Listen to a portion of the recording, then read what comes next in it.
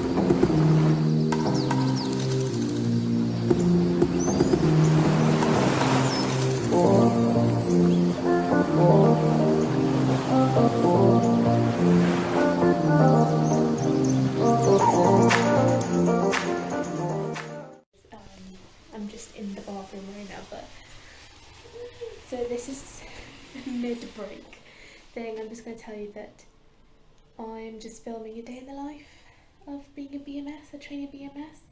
So let me take this off. I look a mess, but the afternoon I won't be able to show you too much because it's patient kind of cut up, not cutting up patient specimens. But I'll try and see if I can sneak in some pictures or some videos. I'll try and show some. But yeah, that's just been my day so far. I had my lunch. I finished at 5:15. It is now 2:42. So upwards and onwards. I will see you guys in a bit.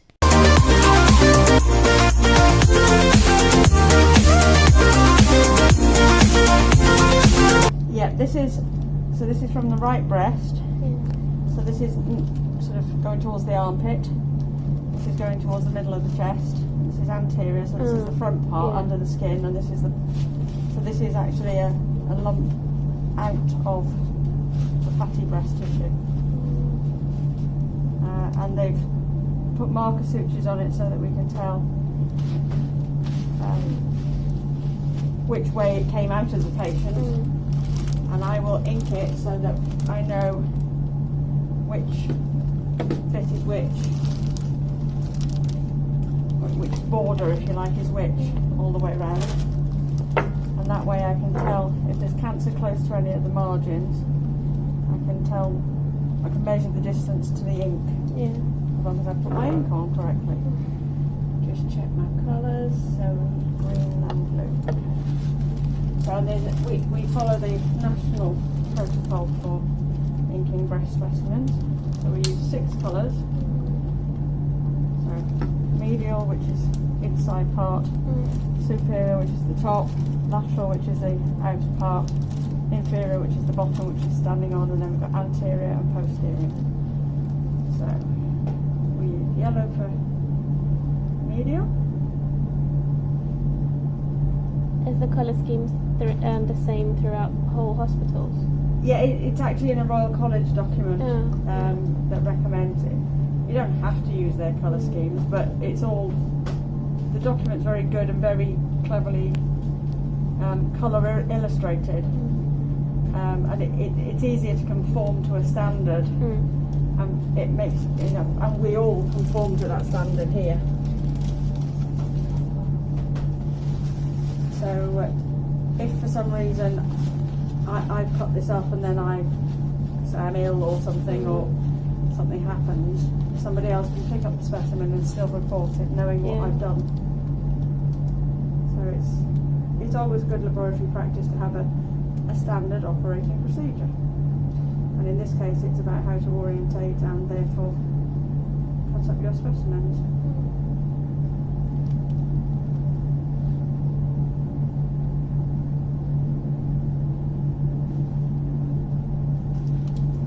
Take quite a lot of time to ink things and get them all prepared, but it's worth it in the long run because it means that when you look down your microscope you can see what colour you're looking at and therefore which margin you're talking about and how close the tumour is to that inked margin. And these inks survive tissue processing and the colours are still recognisable. I feel sorry for pathologists who are colourblind though. Yeah. You know, because red, green is the typical colours affected with colour blindness. Yeah.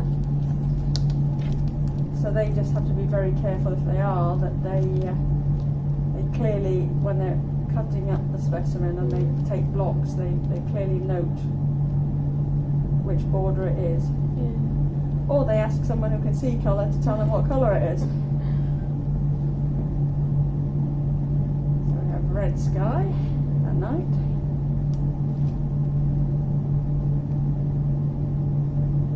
Most of the other consultants can already remember all these, but I always have to check the chart. I remember that gold is close to my heart. So. Oh. But we all love a bit of gold. We do love this. Although I feel like I'm more of a black person. Black is close to my heart. I was talking about that precious metal. I like a bit of that. It's a nice gift to get. And then we go green. As I say, it takes quite a lot of time and it's a bit fussy and finicky, but worth it in the long run. And this, hopefully, we can measure and say that it's completely excised, this lesion in the middle. And then that will be it for this lady, and we can give a clear margin. But if it is close to a margin, they will go back and they will take, one side or another side of the cavity. So that's why we need to know which margin is which. Yeah. Breast tissue is a little bit different in that way from some other sites. Skin, if you imagine, if you cut out skin, they typically take an helix and then they join it together. Yeah. So that's why they take pointy bits at the end so that they can get it to join together. So if you're re-excising it because it's not well excised, you just take the whole scar out. Yeah. Whereas with breasts, you've got a hole left in it with a cavity that scars around, but it doesn't actually join back up together properly. So they need to know which side of the hole to take off.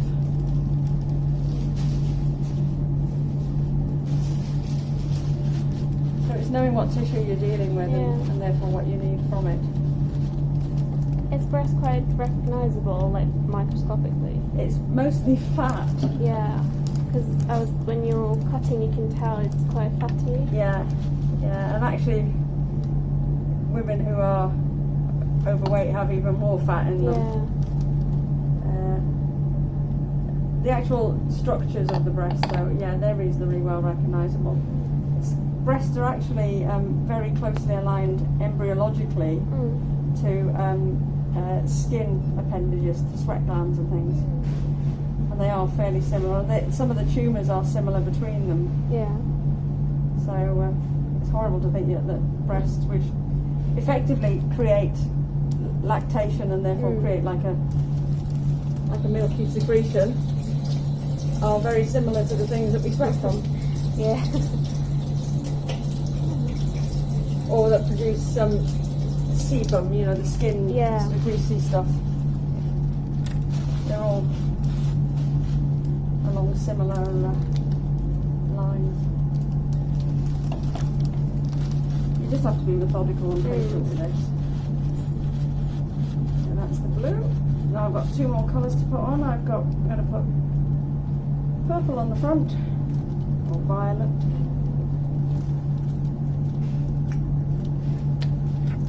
The sutures, are they indicators as well? They are. They tell me which way round it goes. Because if it wasn't marked by sutures, I wouldn't know which way was up and which way was down. Yeah.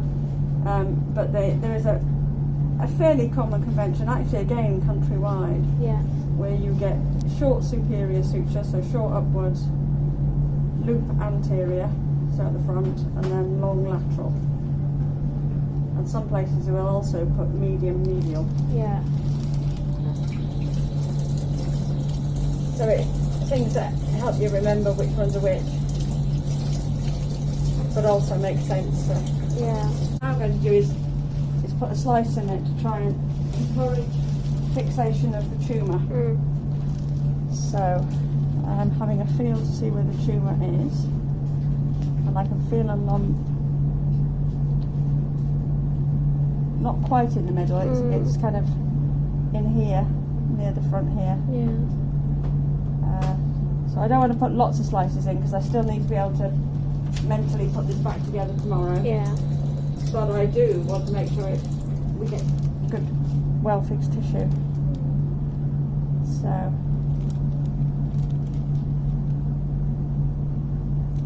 one slice in. There. Oh, that, you can... That is probably, that bit of hemorrhage there is probably where the biopsy came from. Yeah.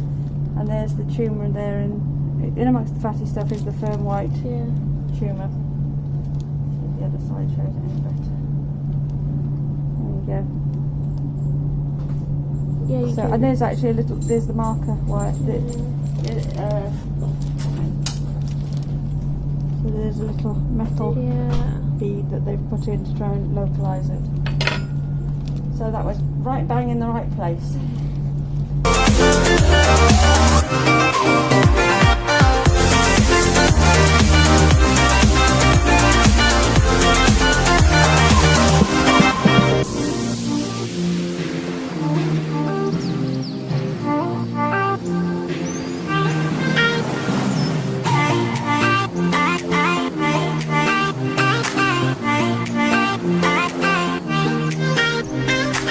That's my thing done for the day. I really hope you guys kind of liked it. This is not an end card, by the way. I'm just filming because it's the end of the day. But I think I managed to get some sneaky clips in and everything. So hopefully you guys will be able to see it, and hopefully it'll be alright. But yeah, I look hideous because I was just in a mask all day. So my dad's here now, so bye.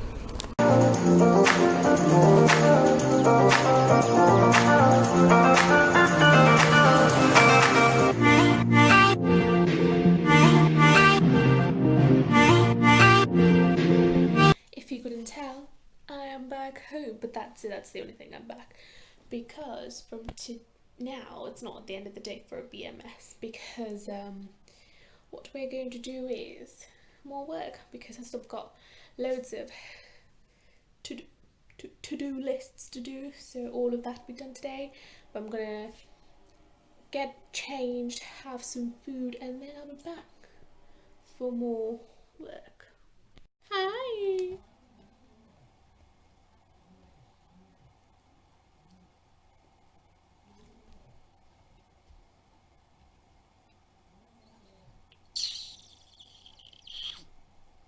as I was saying, so hello, this is my mic, is new, so I had my food, and now I'm just gonna go and do some essay writing, because I don't know if you guys remember in a vlog a couple of weeks ago, I decided I was going to do, obviously I had to do a review article for my work, for my university. So I'm going to do that. I have a draft due in on the 3rd of September and the final review is due in on the 25th. So until then, I'll show you what I've done so far, but that's just going to be what I'm going to do for the next couple of hours. I want to say I want to chill. I have my coffee, no tea. Got my little, see if I can, no, I'm going to spill it. So I've got my tea, and I'm just going to drink that, chill, watch some YouTube videos until around 8 o'clock, because it's 7:30 now. I'm going to chill a little bit. I'm going to do a good an hour and a half to 2 hours worth of work, and then I might go and make some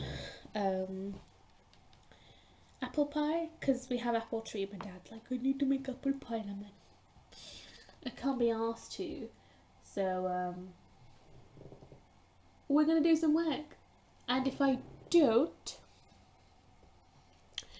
if I forget to make an outro like I usually do, I hope you guys enjoyed this. I hope this was quite informative, because in my lab there's a lot of manual. It's a lot of manual work that I have to do instead of, for example, bloods or biochem, immuno, where it's quite a lot of machinery. It's very automated, but for us it is quite manual. So I hope you guys really enjoyed it. It's just a little thing about what we do in the labs, and yeah, I really hope you guys enjoyed it. And until next time, bye. It was really quite hard to film in there, so obviously patient details and stuff I couldn't film, so I really couldn't film most of it, but some of the stuff I did, and I did ask permission. So but yeah, that was basically it. So I really hope you guys enjoyed it. If you got any questions, pop them down below. But that was basically a day in the life of a trainee biomedical scientist who's waiting for her verification. Hopefully a verifier would come and help me set it all up. But yeah, so until next time, bye.